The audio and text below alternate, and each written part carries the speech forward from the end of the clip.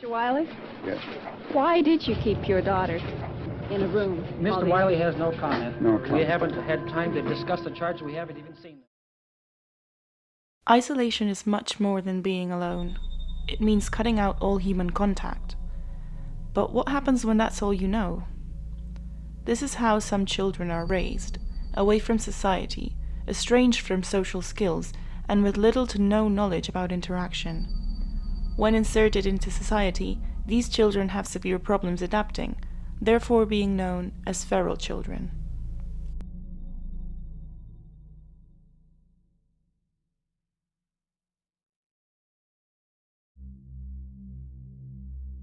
To understand the story better, we first need to talk about feral children.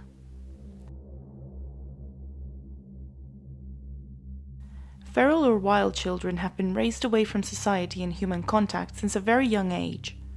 Therefore, they lack any social skills, and their behavior is considered abnormal. As a consequence of being isolated during the most crucial years of language development, many don't know how to speak and communicate only using sounds. There are many stories and myths about children being raised by animals, children who hunt or even run on all fours. However, in the 20th century, psychologists began digging deeper into the cases of children who'd been isolated as a way of abuse by adults. This is the story we're focusing on today. Genie is a fake name. She was giving this alias when her case went public. Psychiatrists who treated her decided this was the best way to protect her from the curious media who wanted to meet the girl who spent 13 years locked in a room. But how did Genie end up this way? How did a baby end up being raised alone in a room just a few feet away from her family, but not being able to communicate with them? For that, we need to dive deeper into her family history.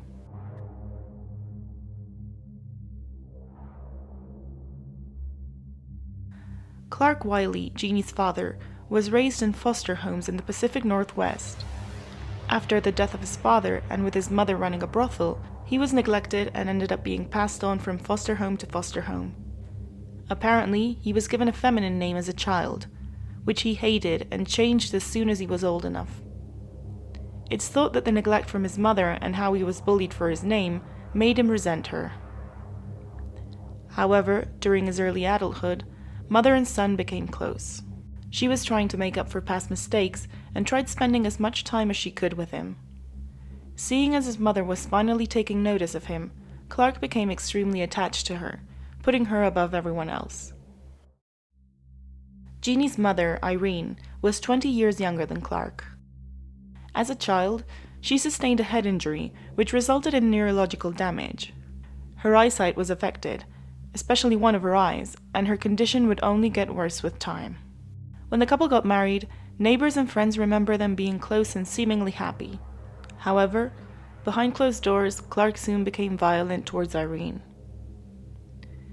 His severe beatings affected Irene's vision even more, until she was partially blind from one eye and heavily dependent on Clark. Clark was controlling and rigid, and it was only becoming worse over the years. He didn't like children, claiming they were noisy, but after 5 years of marriage, Irene became pregnant. However, the beating didn't stop. He continued to hit Irene during her whole pregnancy. Despite this, she gave birth to a healthy baby girl. Clark found his daughter to be very loud and couldn't handle her crying, so he began placing her in the garage. As a consequence, at only 10 weeks old, the couple's firstborn child contracted pneumonia and died. A year later, Irene gave birth to a baby boy. However, the baby was diagnosed with an Rh incompatibility, which is a disease where some of the mother's antibodies are passed on into the fetus's bloodstream, attacking its own red blood cells. The child died only 2 days after being born. And so, Irene and Clark got pregnant once again, and this time had a healthy boy. But Clark hadn't changed his mind about children. He hated hearing the baby cry, so he'd forced Irene to keep the baby quiet and encouraged her not to talk to him. By the time he was 4 years old, he had quite obvious linguistic development delays, and he was sent to live with his maternal grandmother for a few months. In the short period he spent with her, he made a lot of progress, So it was obvious he was completely capable of learning, he just wasn't being taught enough. Clark Wiley had begun to isolate himself more and more. And not only that, he kept his family isolated as well, preventing his wife and son from leaving if it wasn't absolutely necessary. When their son was 5 years old, they had another baby, a girl this time, Genie.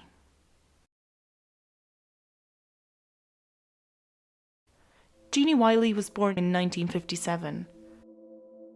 She too showed signs of an Rh incompatibility, but after a blood transfusion, she recovered. Although seemingly healthy, she had a hip dislocation discovered at a checkup when she was only 3 months old, so she was required to wear a splint for most of her first year of life. This caused her to start walking later than other children. She also showed some trouble introducing solid foods into her diet, causing her weight to always be below average, sometimes even showing signs of malnutrition. These challenges at such an early age caused Clark to think his daughter had a mental disability, although Genie had not shown any medical signs of any delays in mental development. But Clark was determined she was disabled, and actually told his wife and son they should not speak to her and pay her little attention. Remember, Clark didn't like any of the hassle that came with taking care of children, so he thought caring for a mentally challenged child was not something he was going to take part in. The neglect caused her to continue dropping weight and delayed her development severely. At 14 months old, she too contracted pneumonia. The doctor who saw her mentioned the possibility that she was indeed disabled in some way, although it was never officially diagnosed. It didn't even cross his mind that her condition was inflicted by bad parenting and neglect. So with this theory from the doctor, Genie's father just confirmed what he'd been saying all along, and began treating his daughter as if her condition were much more severe.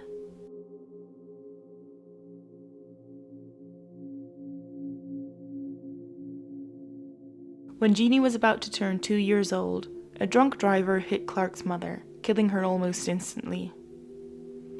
She'd been out walking with Genie's brother at the time, who suffered no injuries. The driver only received a probationary sentence, and with this news, Clark was completely destroyed.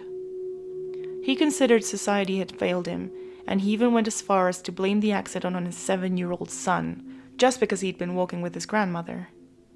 He became paranoid, and his isolation spiraled uncontrollably. The family moved into Clark's mother's house and quickly began losing contact with neighbors and family. Clark thought he had to protect his family from the dangers outside, so he prevented them from leaving most of the time. This feeling of protection was also mixed with the disappointment he felt from having a mentally disabled child, which is what he'd established Genie was. So as well as preventing his family from leaving, he began to lock Genie away to keep her hidden. Soon enough, Genie was confined to a second bedroom in the house, while the rest of the family lived in the living room. Clark had told him his mother's room was not to be touched, and it remained just as she had left it the day she died. Clark slept on a recliner, Irene slept on a dining room chair, and their son was left to sleep on the floor.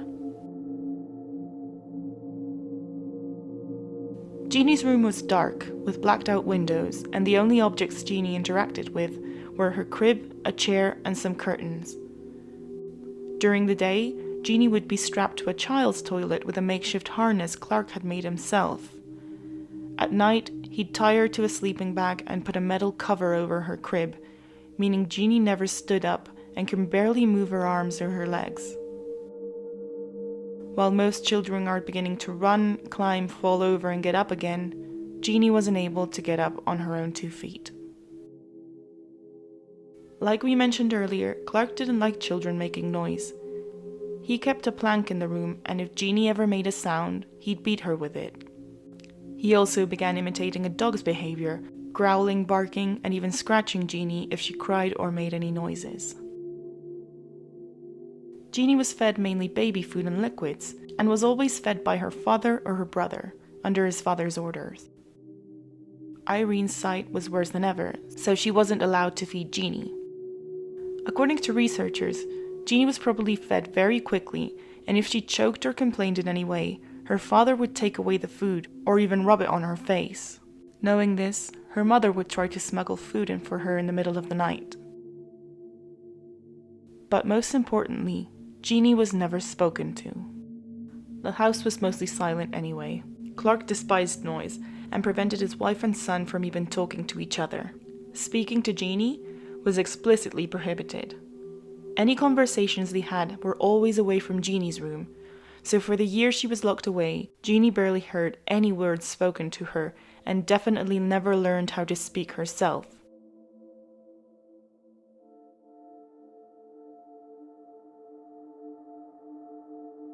Although Genie suffered the strongest form of abuse, the rest of the family was subjected to Clark's ways as well.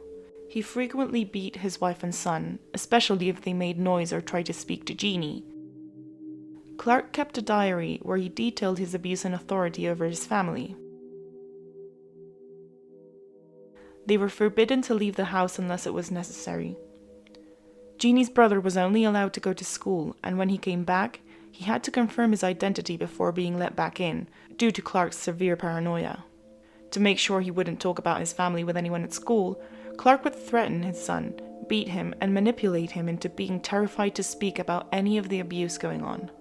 As he got older, Genie's brother also took part in being violent towards his sister. Under his father's orders, he'd also threaten Genie if she made any noise or would take food away from her. Although he wasn't locked up, he was also an abused child, and this kind of parenting was all he knew. The neighbors knew they didn't leave the house much, but they had no idea of the extent of what was going on behind that door.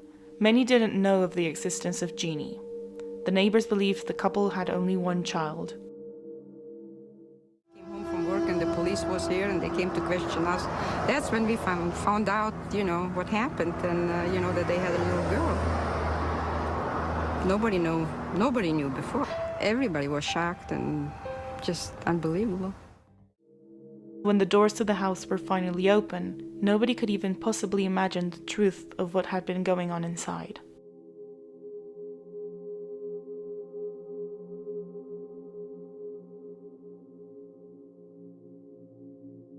After a lifelong of threats and violence, Irene finally confronted her husband about not being able to even call her parents.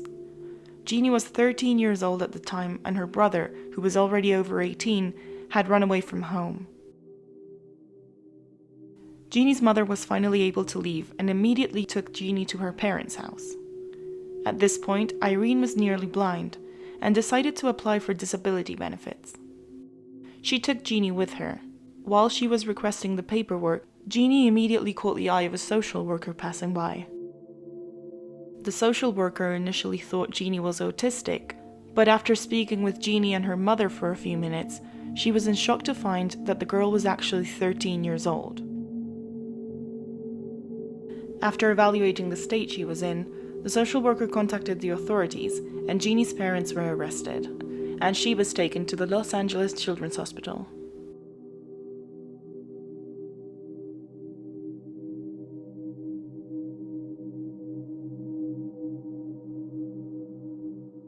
Genie was put under observation by therapists and psychiatrists specialized in child abuse.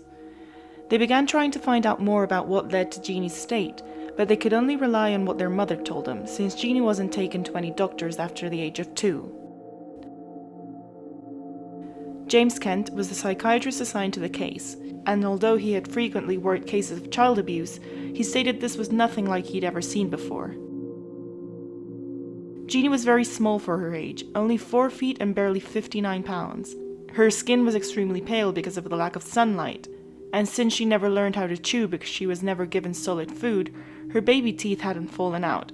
She had 2 full sets of teeth. In fact, when given solid food, she couldn't chew it and ended up spitting it out and trying to break it down with her hands. Genie had barely any muscle on her legs, and her bones were very weak, since she had never learned to walk properly and her limbs were usually restrained.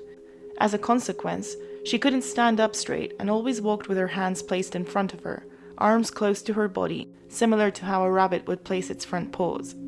Her rib cage was smaller than average, and her hips were not developed correctly, contributing to her difficulty in standing or walking. She was also incontinent, as she had never been toilet trained.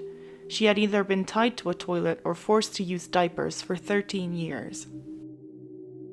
Her vision initially seemed fine, but she wasn't able to focus on things more than a few feet away from her, since she had always been in a small room and never in open spaces. On a mental level, doctors determined Genie's cognitive abilities were equal to a 13-month-old, but she quickly began responding to stimuli and showed interest in objects. She did, however, show detachment from other humans. She was not afraid of anyone, but she treated them as objects as well. Even her mother and brother, who she was more familiar with, didn't seem to trigger any emotional response. Genie responded to sounds as well, as she had never been exposed to anything but the silence of her home. Therapists particularly noted that she was afraid of cat and dog sounds, possibly because of the form of threat her father used whenever she made any noise. In terms of communication, therapists determined she was highly antisocial. She avoided physical contact, even from her mother, and had no sense of property, as she would reach for anything she found interesting. Her communication consisted in making noising by pushing objects to attract attention, but no verbal or body language. She only seemed to respond to her name, but barely any other phrases, so doctors couldn't determine how much of it she knew before or she had learned during her time in observation. After studying her for weeks, linguists came to the conclusion that she was physically able to speak, but as a consequence of being extremely isolated and never exposed to language, she simply hadn't acquired a first language and had only learned to get attention through the noises she could make with external objects. This explains her lack of nonverbal body language as well. Since she barely communicated with anyone, she never learned how gestures, facial expressions, or movement can also be a form of communication. Genie also showed inappropriate sexual behavior in public during her therapy, which led doctors to believe that there had also been some form of sexual abuse during Genie's time locked away. However, this could never be proved as Genie's mother never confirmed it. So after weeks of therapy, observation and several tests, doctors concluded Genie had not been born in any way mentally disabled, that she was not autistic, and that her intelligence at the time of birth would have probably been average. Her mental abilities at the time she was found were due to the abuse and isolation her father put her under. Her physical condition was also entirely a consequence of the neglect and abuse inflicted on her at the most crucial moments of development and growth for children. Genie made incredible progress in the short period she spent in hospital. She began understanding when she was being talked to, began showing emotions such as curiosity, and began paying attention when someone was speaking. She also began putting on weight and going to the bathroom on her own, slowly becoming in control of her bladder.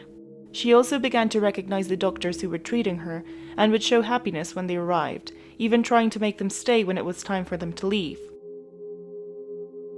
After months, she acquired enough vocabulary and understanding of emotions to express happiness or fear. She also slowly became more affectionate and began giving hugs to the people she trusted the most. She still had a hard time being in crowds, but when taken away from them, she would calm down.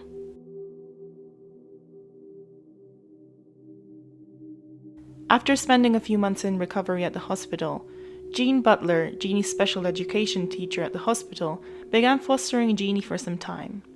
The hospital didn't approve of this decision, as they thought it could interfere with the study, but regardless, Genie moved in with Jean. In her journals, Jean wrote about the progress Genie made while at home with her. She began expressing anger or frustration through words instead of attacking herself, and she was also much more talkative in general. Her language improved greatly. However, although her intentions were good, Butler's care did interfere with the overall study and therapy Genie needed, and she refused to cooperate with some of the specialists Genie needed to see.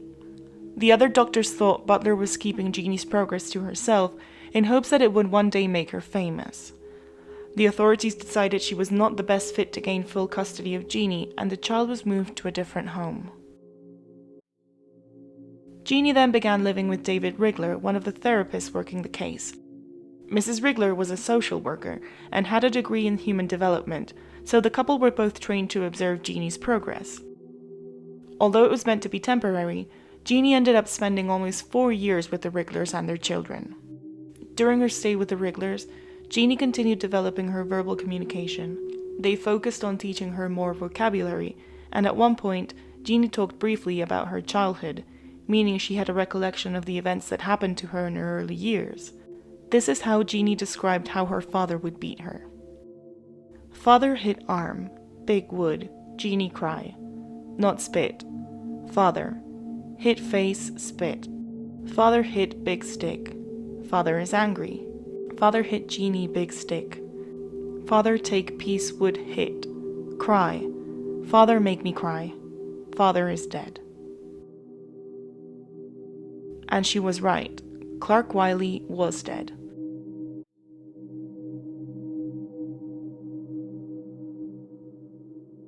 After Genie's discovery by social workers, both parents were arrested.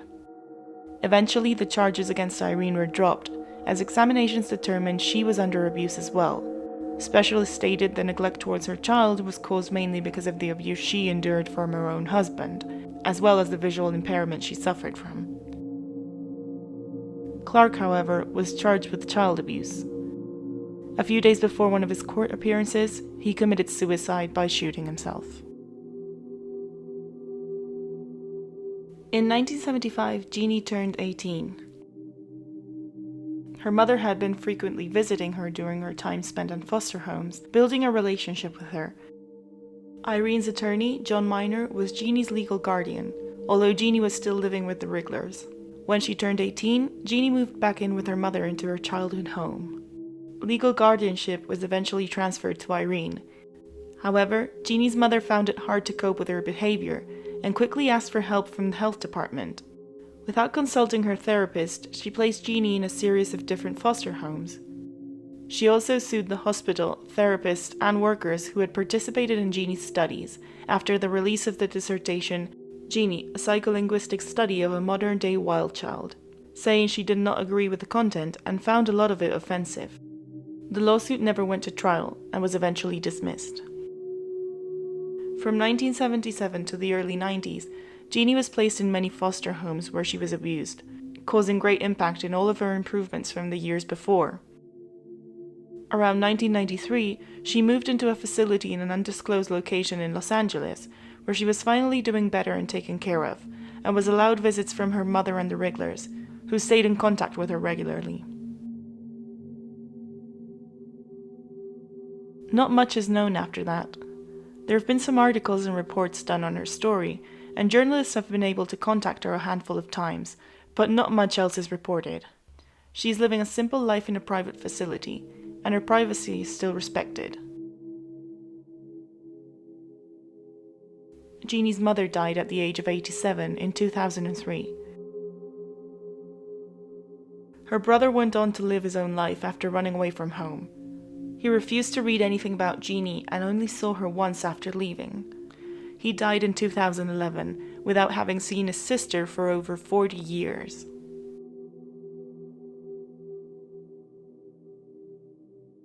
And that's the story of Genie Wiley, a child who was robbed of her life forever because of her father. It was later discovered that Clark thought Genie would die very young due to her condition, but if she managed to live past the age of 12, he'd let Genie's mother seek help and special care for her. Psychiatrists think Clark may have been enduring this abuse and isolation in hopes that Genie's condition would become more severe and she would eventually die naturally. Once rescued, there was amazing hope at the progress she made during her first few years of recovery and therapy. However, her constant moving around foster homes and the lack of stability meant Genie never reached her full potential. Her case, although groundbreaking for the test and studies, is considered a failure because of the outcome. Doctors and therapists blame the many problems caused by local laws and the process involving her placement in custody, which was in no way prepared for the care she needed. So although Genie managed to escape her prison, the consequences from the abuse were so severe she now has to live with them for the rest of her life.